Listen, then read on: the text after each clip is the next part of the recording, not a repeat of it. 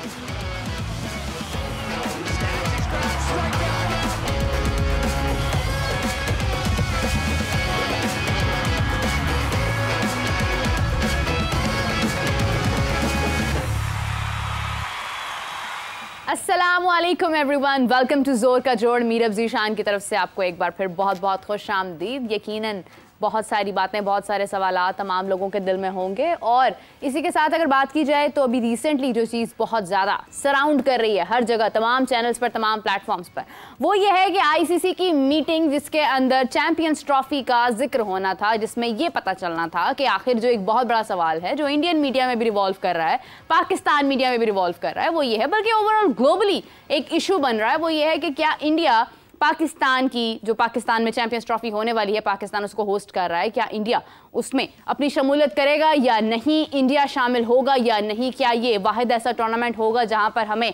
India के बगैर जाना पड़ेगा या फिर कोई वेन्यू चेंज होगा। बेसिकली सवालात हमारे दिलो दिमाग में ये थे।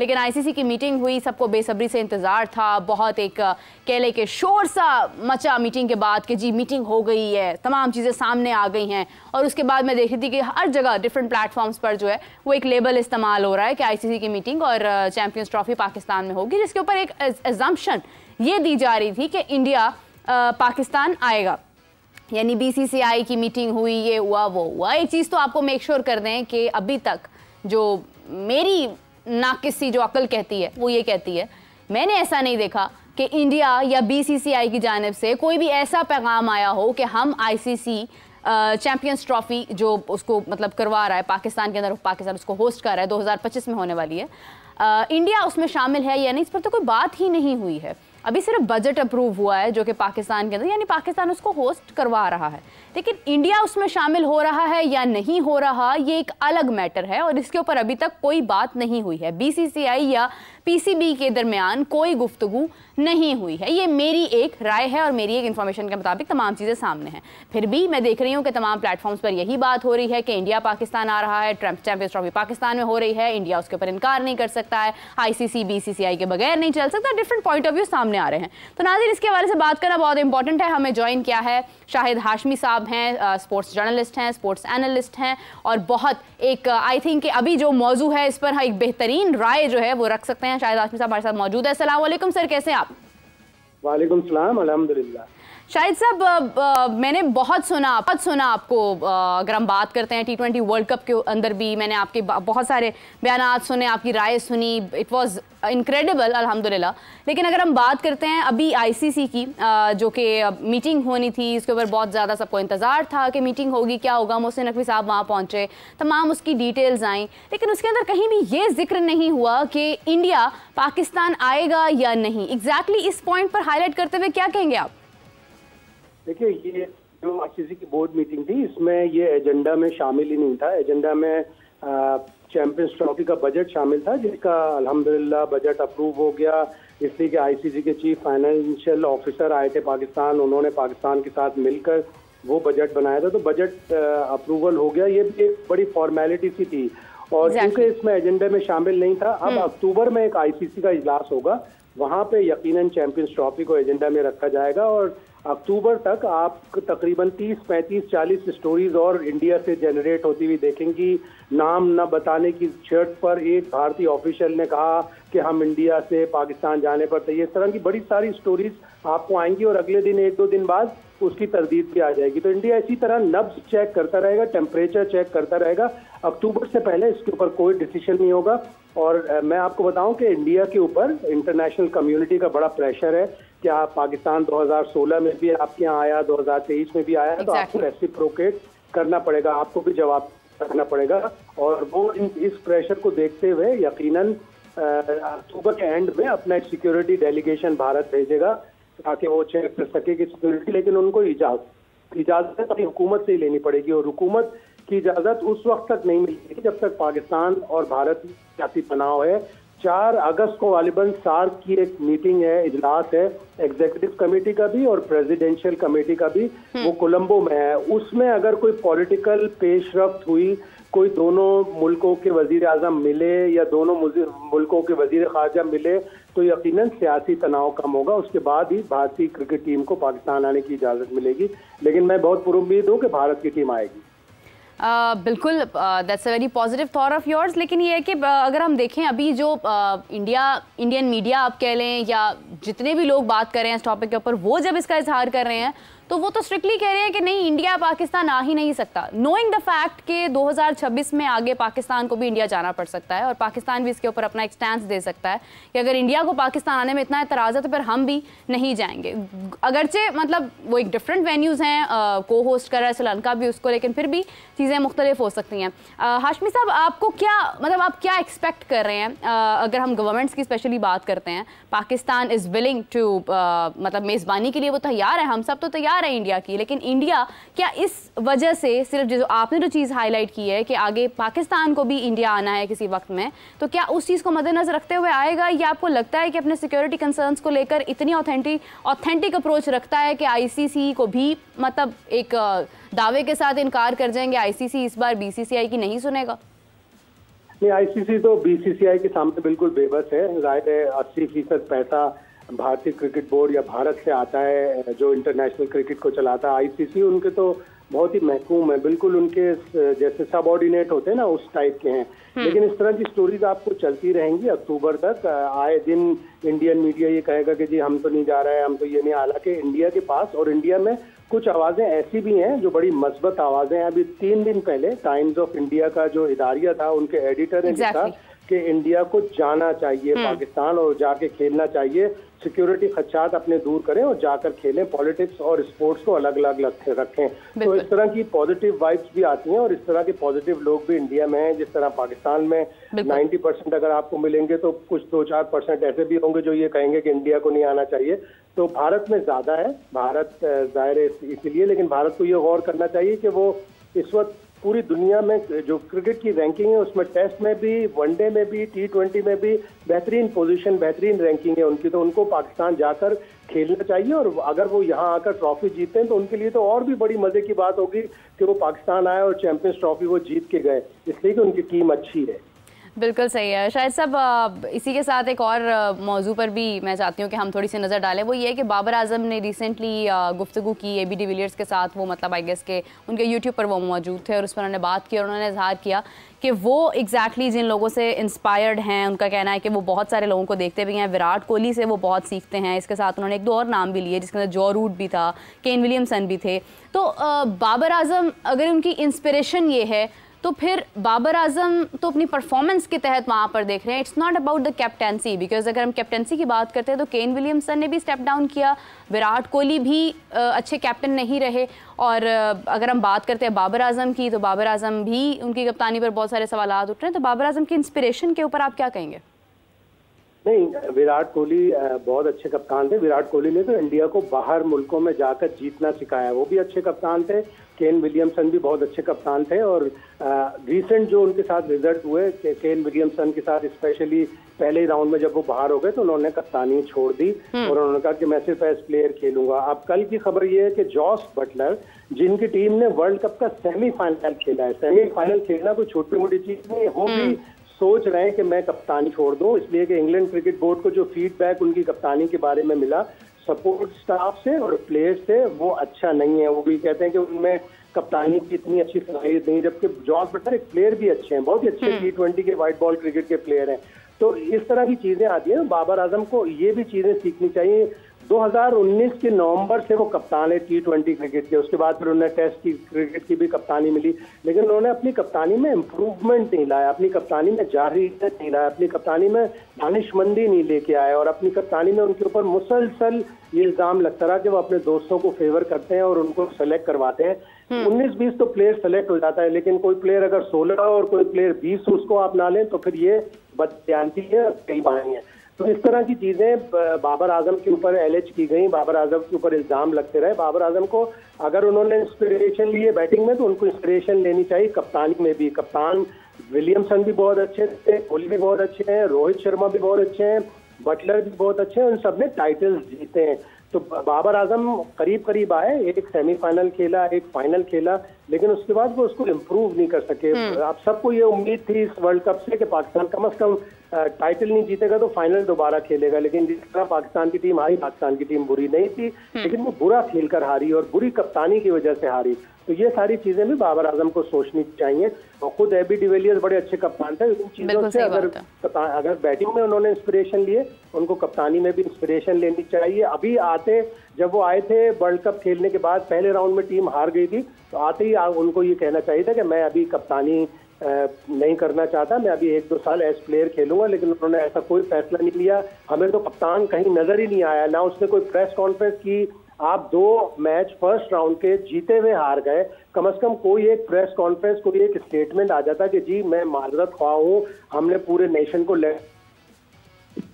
एंड्रू मैथ्यूज ने श्रीलंका की शिकस्त के बाद कहा, उनके कप्तान हसरंगा ने स्टेप डाउन कर दिया। तो हमारे कप्तान को कहीं तो आना चाहिए था। माइकल जैक्सन के गानों पर एयरफोन लगाकर प्रैक्टिस कर लेना तकलीफ ही हुई बाबर आजम की वजह से। हाशमी साहब, आपकी आवाज़ थोड़ी सी आई थिंक डिस्टॉर्शन है, प्लीज़ आखिरी आपने जो अल्फाज बोले हैं वो रिपीट कीजिएगा। मैं कह रहा हूँ कि बाबर आजम को भी कप्तानी की इंस्पिरेशन लेनी चाहिए थी। और पूरे वर्ल्ड कप के बाद आपने देखा हसरंगा जो श्रीलंका के कप्तान थे, उनकी भी टीम पहले राउंड में बाहर हो गई थी, वो भी माजरत ख्वाह रहे, उन्होंने भी स्टेप डाउन कर दिया। आप 2-3 दिन के अंदर आप सुनेंगे जॉर्ज बटलर भी स्टेप डाउन करेंगे, एंजेलो मैथ्यूज ने माफी मांगी। तो कम से कम एक आके स्टेटमेंट देते कि हाँ हमारी टीम अच्छी थी, हम बुरा खेले, दोनों जीते हुए मैच हम हारे, और मैं पूरी कौम से माजरत ख्वाह हूं जिन्होंने हमसे बड़ी उम्मीदें लगाई थी। लेकिन माइकल जैक्सन के गानों पर प्रैक्टिस करना और तेज गाड़ी चलाकर बताना सबको, वीडियो उनके एजेंट जो डालते हैं, उससे कौम को खुशी नहीं हुई, तकलीफ ही हुई होगी।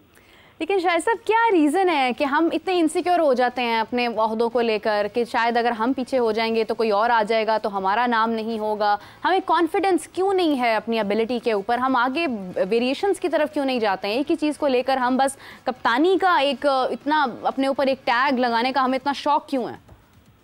बहुत ही अच्छी बात और बहुत ही अच्छा सवाल आपने किया है। वाकई ऐसा ही है। और अगर गैरी कर्स्टन के अल्फाज को और गैरी कर्स्टन की रिपोर्ट को आप गौर से देखें तो उसमें यही नजर आता है कि यूनिटी से टीम नहीं खेली। और ये इस तरह की चीजें जब 3-4 कप्तान के उम्मीदवार एक टीम में होते हैं तो इस तरह की चीजें आती है। एक ही कप्तान को 2-3 साल के लिए बनाया जाए, अच्छा कप्तान हो, और उसके इर्द गिर्द सारे प्लेयर इस ताउन के साथ, इस यकीन के साथ, इस ईमानदारी के साथ खेलेंगे हमने इसको सपोर्ट करना है हर सूरत में। ये नजर नहीं आया, जो कि पाकिस्तान टीम के लिए बहुत ही बुरी चीज साबित हुई और हम अच्छे खासे जीते हुए मैच हार गए। बिल्कुल सही, बिल्कुल सही। शायद सब एक और चीज़ पर हाईलाइट करना चाहूँगी, अगर हम बात करते हैं अभी हार्दिक पांड्या की, इंडिया के मेरिट्स की, कि इंडिया किस तरह से सिलेक्शन करता है, क्योंकि हम ये तो कह रहे हैं कि इंडिया पाकिस्तान आएगा या नहीं, चैंपियंस ट्रॉफी में इंडिया को आना चाहिए या नहीं, मगर हम ये भूल जाते हैं कि क्या हम तैयार हैं चैंपियंस ट्रॉफी में खेलने के लिए। अगर हम बात करते हैं तो आप देखिए कि हार्दिक पांड्या के ऊपर एक मतलब जो एक लेबल लगाया गया कि कैप्टेंसी उनके ऊपर तब वो हासिल कर सकेंगे जब वो फिटनेस के म्यार पर पूरा उतरेंगे। अगर आप हार्दिक पांड्या की फिटनेस देखते हैं तो मेरे ख्याल से हमारे इस वक्त जितने भी खिलाड़ी हमारी प्लेइंग 11 में मौजूद थे T20 वर्ल्ड कप में, उन तमाम से बेहतर है, काफ़ी हद तक बेहतर है। हमारे प्लेयर्स उस तरह से फिटनेस भी अपनी मेंटेन नहीं रख पाते हैं और उसके बाद वो कहते हैं कि हम हर लिहाज से तैयार हैं, हम सेमीफाइनल्स में भी जाने के लिए तैयार हैं, हम फाइनल्स भी खेलने के लिए तैयार हैं। तो आप देखिए कि जब हम इतना ज़्यादा मेरिट से नीचे आकर जब कोई किसी चीज़ का फैसला करते हैं तो उस वजह से भी चीज़ें बहुत ख़राब हो जाती हैं। देखिए, पाकिस्तान क्रिकेट बोर्ड ने कहा है कि हर 3 महीने बाद फिटनेस टेस्ट होंगे, फिटनेस बहुत ज़रूरी है। और वाकई इंटरनेशनल क्रिकेट में अगर आप देखें तो फिटनेस बहुत ज़रूरी है। हार्दिक पांड्या को वो फेवरेट थे कप्तानी हासिल करने के लिए, लेकिन उनके चीफ सेलेक्टर ने प्रेस कॉन्फ्रेंस में आकर एक चीज़ की वजाहत की। उन्होंने कहा हार्दिक पांड्या की फिटनेस मशकूक है, फिट नहीं रहते वो, अक्सर उनको फिटनेस के प्रॉब्लम होते हैं, इसलिए हमने ऐसे को कप्तान बनाया है जो सारे मैच खेलने के लिए दस्तयाब हो, और इसीलिए उन्होंने सूर्य कुमार यादव को कप्तान बनाया। तो ये देखिए उनकी बिल्कुल क्लियर कट एक पॉलिसी है कि जो फिटनेस के ऊपर नहीं पूरा उतरेगा उसको हम कप्तान भी नहीं बनाएंगे। और आगे चल के देखना ये भी पड़ेगा कि आगे हार्दिक पांड्या कितने मैचेस खेलते हैं और कितने नहीं खेलते, तो उन्होंने बिल्कुल सही फैसला किया। तो हमें भी इसी तरह के सख्त फैसले करने पड़ेंगे और मोहसिन नकवी साहब की विल नजर आ रही है कि वो सख्त फैसले लेने के लिए तैयार है। फिटनेस पे भी उन्होंने बात कह दी, डोमेस्टिक क्रिकेट को भी इम्प्रूव करने की बात कह दी, डोमेस्टिक क्रिकेट खेलना लाजमी होगा ये भी कह दिया। जब तक ये लड़के फर्स्ट क्लास क्रिकेट 4-4 रोजा मैचेस नहीं खेलेंगे, उनकी बॉलिंग बैटिंग और फिटनेस इम्प्रूव नहीं होगी। बिल्कुल सही है। शायद साहब गुज़िश्ता रोज़ जो है वो मैं देख रही थी कि सलाउद्दीन सलू साहब ने सवाल उठाया अज़हर महमूद साहब की यानी उनके ऊपर कि वो एक अच्छी सिलेक्शन शायद नहीं है। उनकी अपनी राय है, हर किसी की अपनी राय, हर किसी को हक हासिल है कि वो अपनी राय देता है। अगर हम कंपैरिजन करते हैं अगेन गौतम गंभीर के साथ के जो अभी आए और उन्होंने अभी रिसेंटली जो फैसले लिए और जो सडन उन्होंने उसके यानी टू द पॉइंट आंसर्स दिए हैं तमाम गुफ्तगू के अंदर, तो डोंट यू थिंक कि सलाउद्दीन सलू साहब की बात भी कहीं ना कहीं ठीक है? मैं इत्तेफाक से सल्लू भाई की वो देख नहीं सका, उन्होंने अजहर महमूद के ऊपर कोई बात की है जी। अजहर महमूद का सिलेक्शन से इतना ताल्लुक नहीं है। अजहर महमूद एक अच्छे कोच हैं और अभी आपने देखा कि इस्लामाबाद यूनाइटेड को PSL 9 में टाइटल भी जीतने में कामयाब हुई। कोच का भी बड़ा अमल दखल होता है। अजहर ने बड़ी क्रिकेट खेली है और वाइट बॉल क्रिकेट के तो वो समझो कि बहुत ही अच्छे खिलाड़ी रहे हैं। इंग्लैंड में कोचिंग भी वो उन्होंने की है, तो वो अच्छा कोच है। लेकिन हाँ, मैं ये चाहता था कि जब अजहर महमूद ने आते ही प्रेस कॉन्फ्रेंस में कहा था कि आमिर जमाल एक बहुत ही अच्छा खिलाड़ी है, मुझे बहुत पसंद है और उसको हम वाइट बॉल क्रिकेट में लाएंगे, तो उनको जोर लगाना चाहिए था एज हेड कोच। जब वो इंग्लैंड और आयरलैंड का टूर हुआ था तो वो हेड कोच थे, जोर लगाना चाहिए था कि नहीं, मुझे ये प्लेयर चाहिए, मुझे हसन अली नहीं चाहिए, मुझे आमिर जमाल चाहिए और मैं आमिर जमाल को लेके जाऊंगा। आपको एग्जर्ट करना चाहिए। अगर आप इतने बड़े खिलाड़ी और इतने बड़े कोच रहे हैं तो एग्जर्ट करते उनको भी इसी तरह सिलेक्शन के प्रोसेस में दाखिल होना चाहिए। हमारे यहाँ सिलेक्शन में ऐसे ये पाकिस्तान शाहीन गई है, इसमें भी बड़े सिलेक्शन के प्रॉब्लम्स हुए हैं। डोमेस्टिक क्रिकेट के परफॉर्मेंस को मौका तो जरूर दिया है, लेकिन 2-3 प्लेयरों को जो प्लेयर जैसे अब्दुल फसी एक प्लेयर है, वो फर्स्ट क्लास का 4 रोजा क्रिकेट का अच्छा प्लेयर है। जब वो नजरअंदाज हुआ 4 रोजा क्रिकेट में, लोगों ने उसके ऊपर सवाल उठाए तो उसको T20 क्रिकेट में शामिल कर लिया कि चलो भाई किसी तरह ये छुट्टा उतार दो कि इसको हमने सेलेक्ट नहीं किया था, इसको हम T20 में सेलेक्ट कर लेते हैं। उस बेचारे ने तो टोटल 3 T20 खेले हैं, T20 का तो प्लेयर ही नहीं है। तो इस तरह के सिलेक्शन के जब प्रॉब्लम होते हैं तो बैठ के एक दफा डिस्कस करना चाहिए और बेहतरीन खिलाड़ी को सेलेक्ट होना चाहिए। ये चीजें वाकई हमारी क्रिकेट में हमारी बदनामी का भी बायस बनती हैं और हमारी नाकामियों का भी बायस बनती हैं। बिल्कुल सही है शायद साहब। इसी के साथ जिस तरह आप देखें कि अभी एक मोहसिन नकवी साहब ने कहा कि कोई भी किसी भी खिलाड़ी की सिलेक्शन जो है वो डोमेस्टिक के बगैर नहीं होगी, लेकिन हम बहुत दिनों से ये बात भी कर रहे हैं कि उस्मान खान ने तो डोमेस्टिक खेल ही नहीं है, तो आपने उनको कैसे शामिल कर लिया इसमें? बहुत औकात में, अक्सर औकात में ऐसा होता है कि आप किसी खिलाड़ी को पोटेंशियल के ऊपर सेलेक्ट करते हैं। अभी आपने देखा होगा दूसरे टेस्ट मैच में शोएब बशीर ने जिस तरह 5 आउट किए, वो इंग्लैंड के दौरे भारत पर भी गए, वहां पे भी उन्होंने इम्प्रेस किया। उन्होंने तो ज्यादा फर्स्ट क्लास क्रिकेट नहीं खेली थी, लेकिन उन्होंने टोटल पोटेंशियल पे इंग्लैंड ने अपनी टीम और एक वीडियो क्लिप के ऊपर उनको सेलेक्ट किया। तो वीडियो क्लिप में नजर आया कि वो सर एलिस्टर कुक को बेहतरीन बॉलिंग करा रहे हैं और उस क्लिप की वजह से उनको लेके आया गया, उनको अबू धाबी में एक ट्रेनिंग मैच खिलवाया गया और वहां से वो टेस्ट क्रिकेट में आ गए। बसा औकात ऐसा होता है कि आप किसी प्लेयर को पोटेंशियल पे उसके सेलेक्ट करते हैं, वो कि उसका इतना तजर्बा नहीं होता, उसने फर्स्ट क्लास क्रिकेट इतनी नहीं खेली होती। उस्मान खान को हमने टोटल पोटेंशियल पे सेलेक्ट किया, लेकिन वो नाकाम हुआ वहाँ पे T20 वर्ल्ड कप में। अभी भी वो बुरा प्लेयर नहीं है, उसको थोड़ी डोमेस्टिक T20 क्रिकेट खिलाएं तो वो अच्छा प्लेयर साबित होगा। बिल्कुल सही है शाहिद साहब। इसी के साथ हमें ज्वाइन किया है हुजैफा ने, कराची से स्पोर्ट्स रिपोर्टर हैं, स्पोर्ट्स जर्नलिस्ट हैं। अस्सलाम वालेकुम हुजैफा, कैसे हैं आप? वालेकुम सलाम, अल्लाह का शुक्र, आप बताएं कैसे हैं? ठीक ठाक हैं? मैं बिल्कुल ठीक हूँ। हुजैफा, एक तो गर्मी यकीनन बहुत ज़्यादा होगी कराची में, इसी के साथ साथ अगर हम वुमेंस क्रिकेट की बात करते हैं तो हमारी ख्वातीन बहुत अच्छी कारकर्दगी भी दिखा रही हैं, कोशिशें जारी हैं उनकी। इंडिया के खिलाफ कोई बहुत अच्छी परफॉर्मेंस नहीं दे पाई हैं, लेकिन अभी उनकी जो एक पोटेंशियल है वो कहीं ना कहीं नज़र आ रही है। कैसे देखते हैं हुजैफा, आप हमारे साथ ही हैं?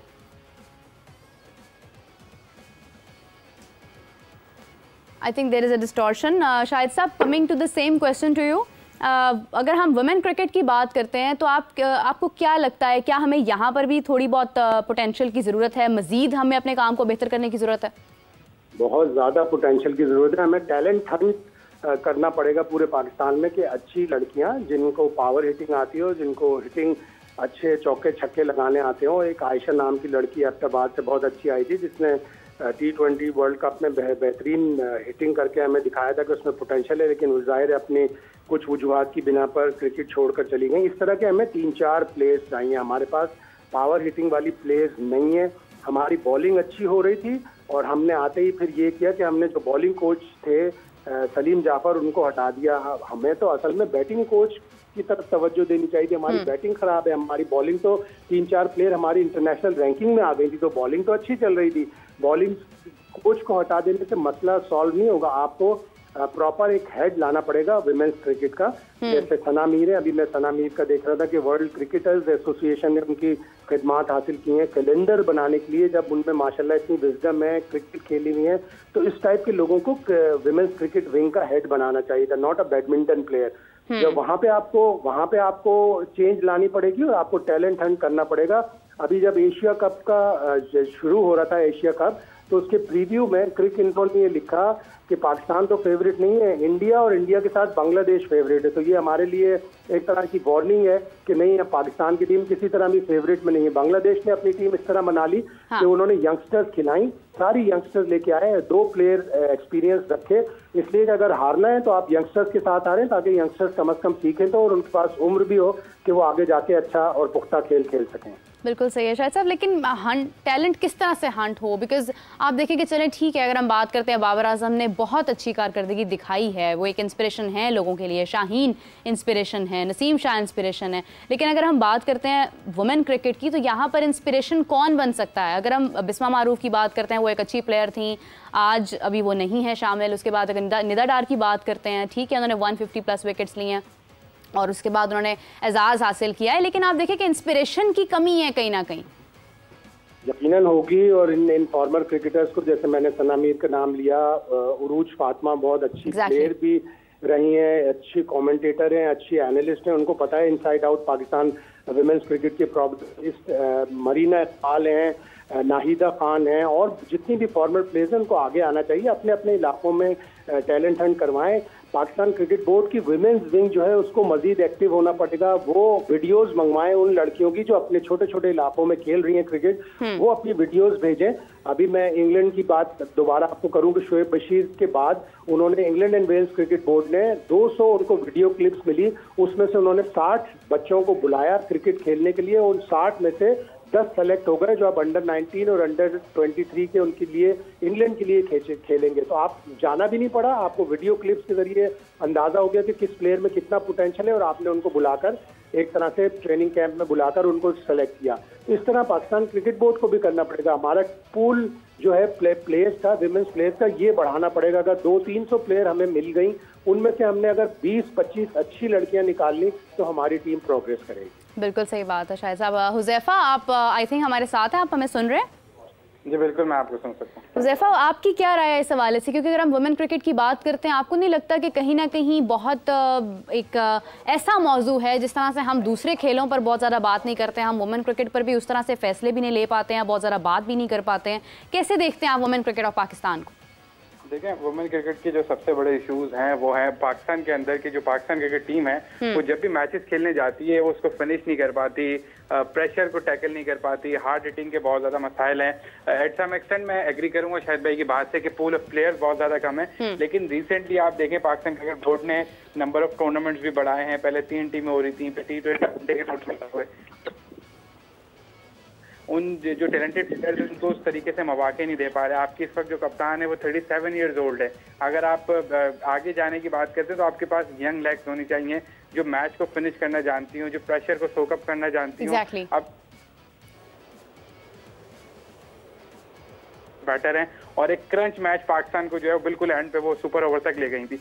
अब जो टूर्नामेंट चल रहा है एशिया कप, उसमें आप नजिया इसके बाद अच्छी विकेट कीपर बैटर है, डायनामिक है, नीचे 6-7 नंबर पे जब आपको रन्स करने होते हैं वहां पे आपको प्लेटफॉर्म दे सकती है। इंडिया वाला अगर आप मैच देखें तो उसमें जो 2 प्लेयर्स थे जिन्होंने रन किए, तूबा और फातिमा, वो 6ठे और 7वें नंबर पे आई। तो यानी आपके जो ऊपर वाले बैटर हैं वो उस तरीके से परफॉर्म नहीं कर रहे। जो सीनियर है, अगर मैं आली या फिर निदा डार की बात करूँ से खेल सकती हैं, खेल चुकी हैं, इतने मैचेस 150 मैचेस बहुत ज्यादा होते हैं। अगर अभी भी ये बड़े मैचेस के अंदर परफॉर्म नहीं कर पाएंगी तो फिर सीनियर प्लेयर होने का या कप्तान होने का क्या फायदा है? इससे अच्छा तो आप किसी को खेले और भले रिजल्ट के वो एक्सपीरियंस लेने के बाद फिर आने वाले वक्तों में नताए चेंज हो। अब सीनियर्स पे बजाय पाकिस्तान को जूनियर्स पे और जो यंग ब्लड है उस पर इन्वेस्ट करना पड़ेगा। बिल्कुल सही है। Huzaifa, thank you so much, बहुत शुक्रिया। आपकी आवाज़ में काफ़ी डिस्टॉर्शन है, हम बमुश्किल आपकी बात समझ पाए हैं। हाशमी साहब, जिस तरह से बात की है हुज़ैफा ने और वो बता रहे हैं कि अचीवमेंट्स हमारी बहुत ज़्यादा हैं, आपने भी एग्जैक्टली यही बात की है। और इसी के साथ अगर मैं कहूँ कि अभी रिसेंटली अगर हम देखते हैं तो वुमेन क्रिकेट के अंदर जिस तरह की तब्दीलियाँ की गई हैं, इसी किस्म की जो तब्दीलियाँ मेंस क्रिकेट के अंदर हम देखते हैं कि हो रही हैं, उससे हमारी क्रिकेट पर असर भी बहुत ज़्यादा पड़ रहा है। इससे कबल आई गेस कि T20 वर्ल्ड कप जब हमारा जारी था 2024 का, उस दौरान उस्मान ख्वाजा से भी बात हुई तो उन्होंने कहा कि पाकिस्तान की इंस्टेबिलिटी की एक बहुत बड़ी वजह ये भी है कि जो सडन तब्दीलियां होती हैं, चेयरमैन सडनली तब्दील हो गए, कोचेस तब्दील हो गए, कैप्टन तब्दील हो गए, तो क्या हम इस चीज़ से कब बाहर आएंगे, कब हम देखते हैं कि एक हमारा एक सस्टेन्ड एक मतलब एक वैलिड रीज़न होगा किसी को चेंज करने का और हम अपने डिसीजंस के साथ स्टैंड करेंगे? नहीं, हम मिन हैसुल कौम ही इस तरह के हैं कि हम अगर हमारी कोई हुकूमत होती है तो अपोजिशन उस हुकूमत को गिराने के ऊपर लगी रहती है। हुकूमत से जब वो अपोजिशन से जब वो हुकूमत में आते हैं, जो पुरानी वाली हुकूमत होती है वो अपोजिशन में आती है, वो उसको गिराने के ऊपर लग जाती है। तो जब भी हुकूमतें चेंज होती हैं पाकिस्तान क्रिकेट बोर्ड की सरबराही भी चेंज हो जाती है। अल्लाह करे मोहसिन नकवी साहब 3 साल रहे, उनका टेन्योर पूरा रहे ताकि वो जो भी पॉलिसीज़ बना रहे हैं वो इम्प्लीमेंट करने का उनको मौका मिल सके। विमेंस क्रिकेट में भी आपको पॉलिसीज़ लेके आनी है। मैं देखता हूँ उसमें भी सिलेक्शन में बड़ा, जैसे हुज़ैफा एक नाम ले रहा था, मेरे भी नाम एक जहन में आया कि सदक शम्स। मैंने इंग्लैंड में देखा कि उन्होंने इतने रन्स नहीं बनाए, लेकिन उनका इंटेंट नजर आता था, ड्राइव खेलती थी वो रन्स बनाने के लिए और उन्होंने अच्छी बाउंड्रीज भी लगाई। तो इस तरह के प्लेयरों को आप मुसलसल चांस दें। जब तक आप चांस नहीं देंगे जिन प्लेयरों को इंटेंट है, तो आप अपने प्लेयरों को ग्रूम और डेवलप नहीं कर सकते। तो ये सारी चीज़ें पाकिस्तान क्रिकेट के साथ एसोसिएटेड हैं। अल्लाह करे कि एक तसलसल आए, एक लंबे अरसे के लिए एक चेयरमैन रहें ताकि वो अपनी पॉलिसीज़ बना सकें, इसलिए कि हम अब अपनी इंटरनेशनल क्रिकेट में बहुत दूर हो जाएंगे दूसरी टीमों से। आप ICC की मीटिंग्स ही देख लें, हर दूसरी मीटिंग में हमारे चेयरमैन नए होते हैं और ICC वाले सरगोशियां करते हैं, हंसते हैं कि लो जी इनका नया चेयरमैन कोई आ गया। तो इस तरह की चीज़ें पाकिस्तान में होंगी तो हम अपनी क्रिकेट में भी एक टोटल हमारे पास अब एक क्रिकेट का खेल रह गया। हॉकी हमारी तबाह हो चुकी है, बिल्कुल सही बात, हमारा तबाह हो चुका है। तो हमारे पास सिर्फ एक ही गेम रह गया। अगर हम इसमें भी पीछे रह गए, अब ओलंपिक्स में आप देख लें कि जो 7 एथलीट्स हैं उनके साथ 11 ऑफिशियल्स अगर जा रहे हैं तो किस वजह से जा रहे हैं, क्यों जा रहे हैं। और दूसरे वजीर साहब भी पेरिस ओलंपिक्स में जाएंगे, दूसरे लोग भी पेरिस ओलंपिक्स में जाएंगे। तो हम इन चीज़ों को जब तक कंट्रोल नहीं करेंगे, जब अपना स्टैंडर्ड अच्छा नहीं करेंगे, तो दुनिया हमें बुलाना भी छोड़ देगी फिर। बिल्कुल सही बात है। शाहिद साहब आपका बहुत शुक्रिया, thank you so much for joining us.